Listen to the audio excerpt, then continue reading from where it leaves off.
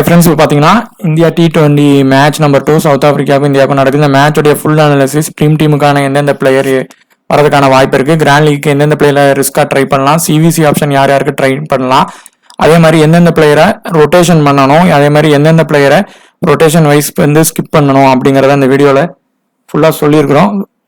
நம்ம கம்ப்ளீட்டாக ஸ்டாட்ஸ் எடுத்து வச்சு அதில் இருந்து பிளேயர்ஸை வந்து கிரெடிட் ப்ளஸ் பெர்சன்டேஜ் வச்சு எப்படி நம்ம அவாய்ட் பண்ணி அந்தந்த கேட்டகரியில் பிளேயரை பிக் பண்ணலாம் அப்படிங்கிறத சொல்லிட்டு இருக்கிறோம். ஸோ இந்த வீடியோவை ஸ்கிப் பண்ணாமல் பாருங்க. பார்த்துட்டு இருக்கிறவங்க சப்ஸ்கிரைப் பண்ணி ஷேர் பண்ணுங்க. இந்த வென்யூட பிச் ரிப்போர்ட் ப்ராக்ரஸ் எப்படி இருந்திருக்கு அப்படிங்கிறத இந்த இதே வீடியோவில் சொல்லியிருக்கிறோம். டோட்டல் மேட்சஸ் பார்த்தீங்கன்னா 4 மேட்சஸில் 2 மேட்சஸ் ஃபர்ஸ்ட் வின் பண்ணியிருக்காங்க, 2 மேட்சஸ் செகண்ட் வின் பண்ணியிருக்காங்க. பிலோ ஸ்கோர் 151 152 169 170 199 2 டைம்ஸ் பண்ணியிருக்காங்க. மேக்ஸிமம் பார்த்தீங்கன்னா இந்த பிச்சு வந்து நல்ல பேட்டிங் பிளஸ் பவுலிங் ரெண்டுக்குமே நியூட்ரலாக சப்போர்ட் ஆகிருக்கு. போத் டீமுக்குமே டீமை சப்போர்ட் பண்ணி இந்த மேட்ச் வந்து போடணும். இந்த இதில் பார்த்தீங்கன்னா மேட்சஸ் வந்து ரீசெண்டாக பார்த்தீங்கன்னா கொஞ்சம் இயருக்கு முன்னாடி தான் நடந்திருக்கு. ரீசெண்டாக பிச்சு வந்து அதிகமாக யூஸ் ஆகலை. இந்தியாவுக்கும் சவுத் ஆஃப்ரிக்காவுக்குமான நடந்த மேட்ச்சில் ஒரு மேட்ச் வந்து பார்த்தீங்கன்னா 180 அடிச்சிருக்கிறாங்க. இது டிஆர்எஸ் மெத்தடில் இந்த மேட்ச் வந்து சவுத் ஆஃப்ரிக்கா வந்து வின் ஆயிடுச்சு. அதுக்கப்புறம் சவுத் ஆஃப்ரிக்கா நியூசிலாந்து மேட்ச்சில் சவுத் ஆஃப்ரிக்கா 179 ரன்ஸ் அடிச்சிருக்காங்க. அதை சேஸ் பண்ண முடியாமல் நியூசிலாந்து வந்து லாஸ் ஆயிட்டாங்க. அந்த டயத்தில் பார்த்தீங்கன்னா செகண்ட் இன்னிங்ஸில் ஃபாஸ்ட் அண்ட் ஸ்பின்னுக்கு ஈக்குவல் விக்கெட் விழுந்திருக்கு. ஸோ சேசிங் டஃபாக இருக்கிற நேரத்தில் செகண்ட் இன்னிங்ஸில் வந்து விக்கெட் ஃபால் வந்து அதிகமாக ஆகுது. அதே நேரத்தில் அந்த இடத்துல பார்த்தீங்கன்னா ஃபேசர்ஸ் வந்து ரொம்ப டாமினேட்டும் பண்ணியிருக்கிறாங்க. இங்கே நடந்த லாஸ்ட் 4 மேட்சஸில் ஸ்பின்னர்ஸ் வந்து 9 விக்கெட் தான் எடுத்திருக்காங்க. ஃபேசர்ஸ் 37 விக்கெட் எடுத்திருக்காங்க. ஃபர்ஸ்ட் இன்னிங்ஸில் 4 செகண்ட் இன்னிங்ஸில் 5 தான் எடுத்திருக்காங்க. ஸோ இது வந்து நல்ல ஒரு ஃபேசர்ஸுக்கான விக்கெட் ட்ராக்காகவும் இருக்குது. அதே மாதிரி ஃபேசர்ஸுக்கு வந்து வீக்னஸ் இல்லாத பேட்ஸ்மேன்ஸ் வந்து பார்த்தீங்கன்னா இன்சிங் அவுட்ஸிங் வந்து நல்லா ப்ளே பண்ணுறவங்க இந்த பிச்சில் வந்து ஈஸியாக நல்ல ஸ்கோர் ரன் பண்ணிடுவாங்க. இந்தியாவுடைய பாசிபிள் பிளேயிங் 11 மேக்ஸிமம் சேமாக தான் இருக்கும். மேபி ஃபாஸ்ட்டுக்கு சப்போர்ட் பண்ணுறதுனால ஏதாவது ஒரு அடிஷ்னலாக ஒரு ஃபாஸ்ட் பவுலரை ட்ரை பண்ணி பார்க்கலாம். ஏதாவது ஒரு பேட்ஸ்மேனை எடுத்துட்டு கூட ட்ரை பண்ணி பார்ப்பாங்க. சவுத் ஆஃப்ரிக்காவோட பாசிபிள் பிளேயிங் 11 கண்டிப்பாக சேஞ்ச் இருக்கும். உள்ளே வந்து பார்த்தீங்கன்னா கண்டிப்பாக நல்ல ஸ்டாண்டர்டான ஒரு பிராட்மேன் அந்த மாதிரியான ஃபாஸ்ட் பவுலரை வந்து உள்ளே கொண்டு வருவாங்க. மேபி ஸ்பின்னரை கூட ஒரு ஸ்பின்னரை வந்து தூக்கிட்டு ஃபாஸ்ட் பவுலர் லைனப்பில் கூட கொஞ்சம் அடிஷ்னல் சேஞ்ச் பண்ணுவாங்க. பேட்டிங்கில் மேபி ஹென்ட்ரிக்ஸ் வேணா உள்ள வர்றதுக்கான சின்ன வாய்ப்பு இருக்கும். பார்த்தீங்கன்னா இந்தியாவுக்கும் சவுத் ஆஃப்ரிக்காவுக்குமான T20 மேட்ச்சு. இந்த மேட்சை பொறுத்தவரை இந்த வென்யூ கிட்டத்தட்ட ஒரு கொஞ்ச நாளாக யூஸ் பண்ணாமல் அந்த பிச்சை திரும்ப யூஸ் பண்ணுறாங்க. இப்போ வர அந்த பிச்சோட ஸ்டேட்ஸ் பார்க்கும்போது ஃபாஸ்ட் பவுலர்ஸ்க்கு நல்ல சப்போர்ட் ஆகுது. அதுலேயும் நியூ பாலில் போடுற ஃபஸ்ட்டு இன்னிங்ஸில் போடுற ஃபாஸ்ட் பவுலர் வந்து ரொம்ப முக்கியமான ஒரு இது. அதில் அடிக்க போய் விக்கெட் இழக்க நிறைய வாய்ப்பு இருக்கும். ஸ்பின்னர்ஸுக்கு வந்து கொஞ்சம் தான் சான்ஸ் வந்து இருக்கும். 1-2 விக்கெட் எடுக்க 3 விக்கெட் அந்த மாதிரி தான் வர்றதுக்கான வாய்ப்பு இதில் இருக்கும். நல்ல லென்த்தில் போடுற பவுலருக்கு விக்கெட் அதிகமாக விடும். பவர் பிளேயை பொறுத்தவரை மேக்ஸிமம் ஃபஸ்ட் இன்னிங்ஸை பொறுத்தவரை ஒரு விக்கெட்டும் செகண்ட் இன்னிங்ஸில் பொறுத்தவரை ஒரு விக்கெட்டும் விழுறதுக்கான வாய்ப்பு இந்த இதில் நிறையவே இருக்குது. இந்த வென்யூடைய ஸ்டாட்ஸ் பார்த்தாலும் அவங்களுடைய பிளேயருடைய பெர்ஃபார்மன்ஸ் பார்த்தாலும் எல்லாருக்குமே பார்த்திங்கன்னா பெரிய அளவுக்கு எக்ஸ்பீரியன்ஸ் வந்து இந்த கிரவுண்டில் வந்து இல்லை. ஸோ இது வந்து சில லோ பிக் பிளேயர்ஸ் உள்ளே வர்றதுக்கு நல்ல யூஸாக இருக்கும். அதே மாதிரி என்ன இந்த பிளேயர்ஸ் இந்த ட்ரீம் டீம் ஆப்ஷனுக்கு வருவாங்க அப்படின்னு பார்க்கும்போது first high percentage captain, high percentage vice captain. இது வந்து பார்த்தீங்கன்னா விக்கெட் கீப்பர் ப்ளஸ் பேட்டர் இந்த 2 செக்ஷனில் இருக்கிறதுனால இந்த 2 செக்ஷனில் இருந்து ஒரு சி இல்லைன்னா விசி வர்றதுக்கு ஃபஸ்ட் ஆப்ஷன் வரும். அப்படி இல்லை அப்படின்னா இதில் இருந்து ஒன்றும் பவுலருக்கு போகிறதுக்கு செகண்டு ஆகிறதுக்கான வாய்ப்பு சின்ன ஒரு வாய்ப்பு இருக்குது. ஸோ இதில் யாரெல்லாம் ட்ரீம் டீம் வர வாய்ப்பு இருக்குதுன்னு பார்த்தீங்கன்னா ஃபஸ்ட்டு கிளாசன் வந்து வர்றதுக்கான வாய்ப்பு இருக்குது. ஒரு சின்னதாவது ட்ரீம் டீம் பிளேயராக வர்றதுக்கு வாய்ப்பு இருக்குது. ஃபஸ்ட் இன்னிங்ஸ் பண்ணாருன்னா நல்ல பெர்ஃபார்மன்ஸ் பண்ணிடுவார். அடுத்து பார்த்தீங்கன்னா இந்த சூரியகுமார் யாதவ் ஹார்திக் பாண்டியா இந்த 2 பேர்ல இருந்து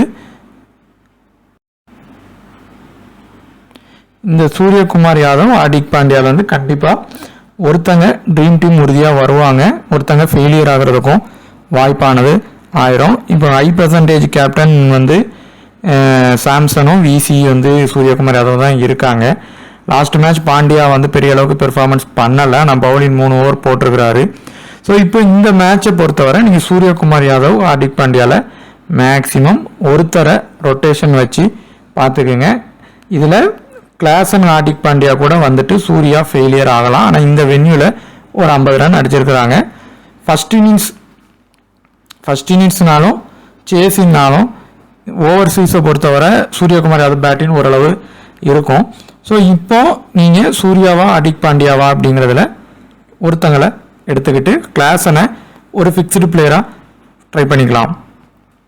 இந்த கேட்டகரியிலேருந்து கண்டிப்பாக ஒரு பிளேயர் ட்ரீம் டீம் உள்ள வந்து வருவாங்க. ஃபர்ஸ்ட் ஆப்ஷன் ஏசிங் வர்றதுக்கான வாய்ப்பு இருக்குது.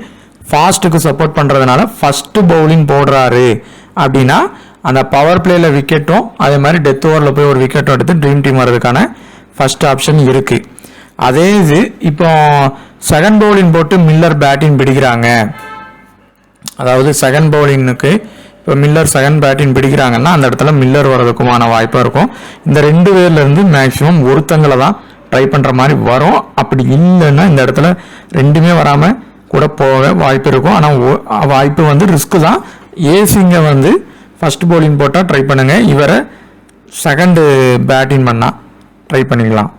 ஸோ லோ பிக்கில் இருப்பார், சேசிங் நல்லா பண்ணுற பட்சத்தில் உங்களுக்கு ரேங்க் ஆனது கூடும்.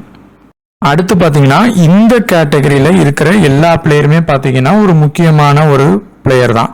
இதில் ட்ரீம் டீம் ஆப்ஷன் யார் யாருக்கு வருவாங்க அப்படின்னு பார்க்கும்போது கண்டிப்பாக ஸ்டப்ஸ் மார்க்கத்தில் ஒருத்தங்க உறுதியாக இந்த மேட்ச் ட்ரீம் டீம் ஆனது வந்துடுவாங்க.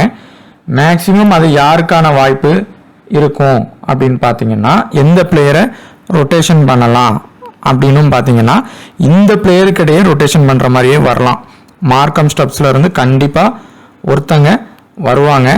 மார்க்கத்தை பொறுத்தவரை லோ பிக்கில் இருக்கார், ஸோ இவர் ஹை பிக்கில் இருக்கார். ஸோ இந்த இடத்துல இப்படி 2 பேர், இப்போ இந்த 2 பேர்லேருந்து ஒருத்தங்க உறுதியாக வருவாங்க. ஒருவேளை 2 பேருமே வந்துட்டாங்கன்னா திலக் வர்மா அந்த இடத்துல ஃபெயிலியர் ஆயிடுவார். அப்படி இல்லாமல் ஒருத்தர் தான் வராருன்னா திலக் வர்மா உள்ள ட்ரீம் டீம் வருவார். ஸோ இந்த இடத்துல இருந்து ஒரு லோ பிக்கில் இருந்து எடுக்கிறதா இருந்தால் நீங்கள் ஏடன் மார்க்கம் ட்ரை பண்ணலாம். ஆனால் டாப் ஆர்டரில் வர்றதுனால விக்கெட் போகிறதுக்கான வாய்ப்பாக இருக்கும். ஸோ ஸ்டப்ஸாக மார்க்கத்தான் வந்து ஒன்றை ட்ரை பண்ணிக்கிங்க. அது மாதிரி அக்சர் பட்டேல் வந்து ஒரு ட்ரீம் டீம் பிளேயரு. இந்த மேட்ச்சு ஒரு சின்னதாவது ஒரு ட்ரீம் டீம் வர வாய்ப்பு இருக்கும். ரவி பிஷ்னாய் வந்து ட்ரீம் டீம் வர்றதுக்கான வாய்ப்பு இருக்குது. அப்படி இவர் வரலன்னா எந்த பிளேயர் வருவார் அப்படிங்கிறத அடுத்த கேட்டகரி போகிறப்போ நான் சொல்கிறேன். இப்போ இதில் யாரெல்லாம் லோ பிக்கில் இருக்காங்கன்னா அக்சர் பட்டேல், மகராஜ், மார்க்கம், இந்த 3 பேரும் லோ பிக்கில் இருக்காங்க. இந்த 3 பேர்லேருந்து கண்டிப்பாக 2 பேர் ட்ரீம் டீம் வர்றதுக்கான வாய்ப்பு அதிகமாக இருக்கும். ஸோ அந்த 2 பேரை நீங்கள் ட்ரை பண்ணிக்கலாம். அதில் ஒன்று அக்சர் பட்டேல், இன்னொன்று மார்க்கமா மகராஜாங்கிறதுல ஒருத்தங்களை ட்ரை பண்ணிக்கிங்க. சஞ்சு சாம்சன் பொறுத்தவரை ஃபாஸ்ட் நல்லா ஒர்க் ஆகுது, இன்ஸ்விங் அவுட் ஸ்விங் போட இந்த பிராட்மேன்லாம் வந்துட்டாங்கன்னா அந்த இடத்துல இவருக்கு த்ரெட்டு உண்டாகும். ஸோ அதை நோட் பண்ணி நீங்கள் டீமில் எடுத்துக்கோங்க. இந்த கேட்டகரியில இருந்து கண்டிப்பாக இப்போ பிராட்மேன் உள்ளே வராங்கன்னா ஃபர்ஸ்ட் பவுலிங் போடுறாங்கன்னா இவர் ரொம்ப ஒரு மஸ்ட் பிக்காக இருப்பார். அப்படி இல்லை அப்படின்னா இப்போ இவர் டீம்லேயே இங்கே இல்லைன்னா இந்த 3 பேரில் இருந்து கண்டிப்பாக ஒருத்தங்க ட்ரீம் டீம் உறுதியாக வந்துடுவாங்க. இப்போ ஒரு வேளை பிஷ்னாய் ஃபெயிலியர் ஆகிறாருன்னா அந்த இடத்துல சக்கரவர்த்தி உள்ள ட்ரீம் டீம் வருவார். சக்கரவர்த்தி இல்லைன்னா பிஷ்னாய் வருவார். இந்த பிளேயருக்கிடையே ஒரு பிளேயர் எடுத்தால் போதும், ஸ்பின்னு வந்து கம்மியாக தான் ஒர்க் ஆகுது. ஸோ பிளேயரை ரொட்டேஷன் பண்ணி ட்ரை பண்ணிக்கிங்க. அடுத்து பார்த்தீங்கன்னா ரிக்கில்டன், திலக் வர்மாலேருந்து ஒருத்தங்க ட்ரீம் டீம் வர்றதுக்கான வாய்ப்பும் இருக்கும். இப்போ இவர் இங்கே வரலன்னா இந்த 2 பேர்ல இருந்து ஒருத்தங்க வருவாங்க. ஒருவேளை பிராட்மேனும் வராருன்னா இந்த கேட்டகரியில இருந்து 2 பேர் வர்றதுக்கான வாய்ப்பு வந்துடும். ஸோ மேக்ஸிமம் திலக் வர்மா இல்லைன்னா ரிக்கில்டனில் ஒருத்தங்களை ட்ரை பண்ணுங்கள். மேக்ஸிமம் ரிக்கில்டன் வந்து ஃபஸ்ட் இன்னிங்ஸ் பண்ணார்னா ஓரளவு நல்லா பண்ணுவார். ஸோ ஃபஸ்ட் இன்னிங்ஸ் பண்ணால் ரிக்கில்டனை ட்ரை பண்ணுங்கள். அப்படி இல்லை அப்படின்னா திலக் வர்மாவை ட்ரை பண்ணுறதே பெட்டரான ஆப்ஷனாக இருக்கும். இப்போ இந்த பிக்கில் இருக்கிறவங்க இப்போ பார்த்தீங்கன்னா நம்ம ஆர் சிங் இருக்காங்க, அபிஷேக் சர்மா இருக்காங்க, கோட்ஸே இருக்கிறாங்க, ஏகான் இருக்காங்க. இப்போ இந்த கேட்டகரியை பொறுத்தவரை கோட்ஸே வந்து ஒன்று ட்ரீம் டீம் வருவார் இந்த மேட்ச்சு, இல்லைன்னா இந்த இடத்துல ஃபெயிலியர் ஆக ஒரு வாய்ப்பு இருக்குது. அதுக்கு பதிலாக ஏக்கான ட்ரை பண்ணுங்கள். இவர் ஒரு ட்ரீம் டீம் ஆப்ஷனில் இருக்கார். மேக்ஸிமம் ஒரு ட்ரீம் டீம் வர்றதுக்கான ஆப்ஷன் இருக்குது. அடுத்து பார்த்தீங்கன்னா ஒரு பேட்டர்லேருந்து கொஞ்சம் ஒரு லோ பிக்கில் இருக்கிறது ரிங்கு சிங் மட்டும்தான் இந்தியா இதில் இருப்பாங்க. ஆனால் ஆப்பர்ச்சுனிட்டி வச்சு மட்டும்தான் அவங்க பண்ணுவாங்க. ஒரு வேளை செகண்ட் இன்னிங்ஸ் பண்ணுறாங்க இந்தியா அப்படின்னா பெட்டர் லீவ் பண்ணிடுங்க. ஃபர்ஸ்ட் இன்னிங்ஸ் பண்ணால் ட்ரை பண்ணலாம். அபிஷேக் சர்மா பொறுத்தவரை அவர் ஒரு ஹிட் ஆர் ஃப்ளாப் பிளேயர் தான். இந்தியாவை பொறுத்தவரை அடித்தா பெருசாக அடிக்கலாம், இல்லை ஃப்ளாப் ஆயிடுவார். ஃபாஸ்ட் நல்லா ஒர்க் ஆகுது, அதில் இன்ஸ்விங் நிறைய ஒர்க் ஆகுதுன்னா அந்த இடத்துல அவர் ஃபெயிலியர் கூட ஆகலாம். ஸ்பின்னுனால இந்த மேட்ச்சில் அவர் வந்து உள்ள பவுலிங் போட்டால் கூட அவர் கான்ட்ரிபியூட் பண்ணுறதுக்கு கஷ்டமாயிரும்.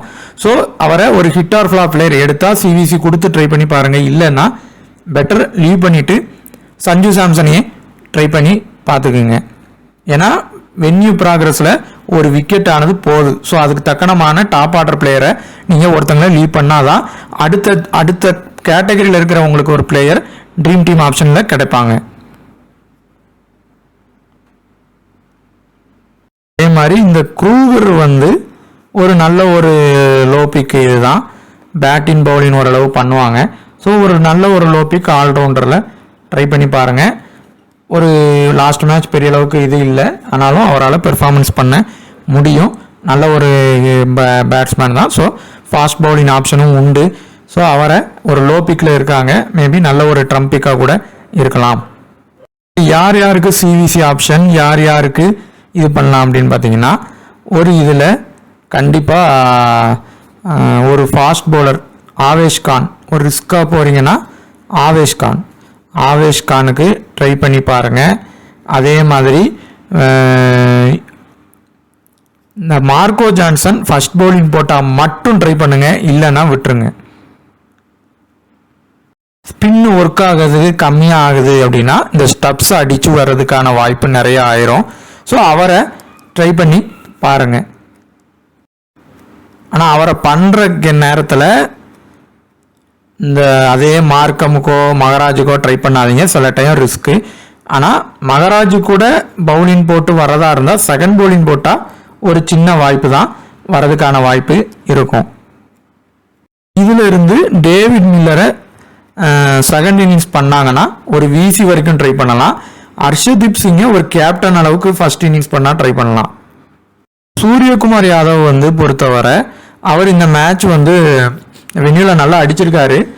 ஒரு சின்னதாக ஒரு கேப்டன் கொடுத்து எடுக்கும் போது ட்ரை பண்ணி பாருங்கள். ஆனால் இந்த இதில் இருந்து மேக்ஸிமம் 2 பேர் தான் ட்ரீம் டீமர் ஆப்ஷன் இருக்கும். ஸோ இது ஃபாஸ்ட்டுக்கு சப்போர்ட் பண்ணுறதுனால பாண்டியாவுக்கு ஒரு சின்ன அட்வான்டேஜாக கூட ஆகலாம் பவுலிங்கில் கான்ட்ரிபியூட் பண்ணுறதுக்கு. ஸோ ஒரு இந்தியா சைடு ஃபேவராக போனீங்கன்னா நீங்கள் பாண்டியாவையும் இந்த கேட்டகரியில் எடுக்கலாம். இல்லை சவுத் ஆஃப்ரிக்காவுக்கு சப்போர்ட் பண்ணி எடுக்கிறதா இருந்தால் அதில் பாண்டியா யாதவில் ஒருத்தங்களை லீவ் பண்ணி ட்ரை பண்ணி பாருங்கள். கண்டிப்பாக பாண்டியாவுக்கு ஒரு இதில் யாவது வீசி அளவு இருக்குமாது ட்ரை பண்ணி பாருங்கள். பவுலிங் சப்போர்ட் ஆகும்போது அவர் விக்கெட் ஆனதை எடுத்துருவார். ஜிஎல் அடிக்கணும்னா சில இந்த மாதிரி பிளேயர்ஸை வந்து லீவ் பண்ணி போகும்போது தான் அந்த லோ பிக்கு வந்து உள்ளே வருவாங்க. 50% கீழே கண்டிப்பாக பார்த்தீங்கன்னா ஒரு பேட்டிங்க்கு போகுதுன்னா 2 to 3 பேர் வருவாங்க. பவுலிங்க்கு போகுதுன்னா 4 to 5 பேர் ட்ரீம் டீம் கண்டிப்பாக வருவாங்க. ஸோ இந்த கேட்டகரி வைஸ் நீங்கள் பிளேயரை ட்ரை பண்ணி பாருங்கள். நம்ம ஒவ்வொரு கேட்டகரிலையும் அந்த பிளேயரோட இதை பற்றியும் சொல்லியிருக்கிறோம், யார் யார் லோ பிக்கில் இருக்கிறாங்க, எந்தெந்த பிளேயரை ரொட்டேஷன் வைஸாக ட்ரை பண்ணலான்னு. ஸோ அந்த மாதிரி பிளேயரை ட்ரை பண்ணி இன்னிங்ஸ் வைஸ் பாருங்கள், கண்டிப்பாக அதுக்கான இது கிடைக்கும். ரிக்கில்டனை கூட நீங்கள் ஃபஸ்ட் இன்னிங்ஸ் பண்ணுறாருன்னா ஒரு விசி அளவுக்கு ரிஸ்க்கு தான், ஜிஎலுக்கு எடுக்கிறதா இருந்தால் ட்ரை பண்ணி பார்க்கலாம். ஸோ உங்களுக்கு இந்த வீடியோ பிடிச்சிருந்துச்சுன்னா கண்டிப்பாக ஷேர் பண்ணி சப்ஸ்கிரைப் பண்ணுங்கள். மறக்காமல் நம்ம சேனலை சப்ஸ்கிரைப் பண்ணி ஷேர் பண்ணுங்கள். தேங்க்யூ.